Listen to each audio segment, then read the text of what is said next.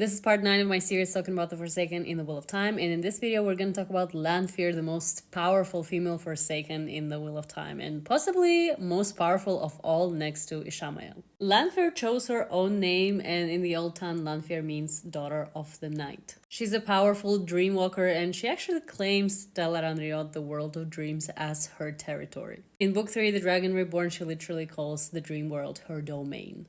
Back in the Age of Legends, Lanfear was known as Mierin Erianale, and she was a researcher, and she worked at the Column Dan, which is a research center for One Power. She was one of the few researchers who discovered the thin layer in one pattern, and along with other researchers, she drilled a bore, into the Dark One's prison. Accidentally, of course. It was her ambition to find this new power that could be wielded both by men and women. Of course, she was surprised by what they have discovered by drilling the bore, which resulted in the destruction of Sharom, and she was one of the fortunate people who survived that destruction. From the TV show, we know that she was in love in Lews Therin, Telamon the dragon, and the reason she turned to the shadow is because she wanted to get him back. Her and Lews Therin were briefly involved like a couple of years before the drilling of the bore, and he broke off their relationship because she loved the association of being with Lews Therin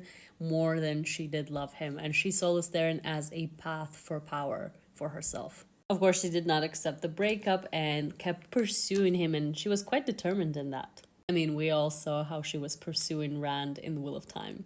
We meet Lanfear in the second book, The Great Hunt, and she's disguised as this mysterious damsel in distress called Selene, and Rand had to rescue her. She's actually a master of disguise and impersonation, because in the third book, she was disguising herself as this one young novice, and she was feeding information to Nynaeve and Elaine about the Black Aja and their belongings. She even appeared to Egwene disguised as an old haggard woman to give Egwene information about Kalandor. She reveals herself to Rand as Lanfear only in the fourth book, and she shields him and tells him, "Let's rule the world together under the Dark One." She was already suggesting to Rand that Asmodean would be the one to teach him how to use the One Power and how to channel properly, and Rand did not like that. In the fourth book, she was posing as a peddler in the Aiel Waste called Keller, and together with Asmodean, who was posing as a gleamer, they were kind of looking and spying after Rand. I'll briefly talk about how it all ends for Lanfear, so this is your spoiler warning beyond what happens in the show.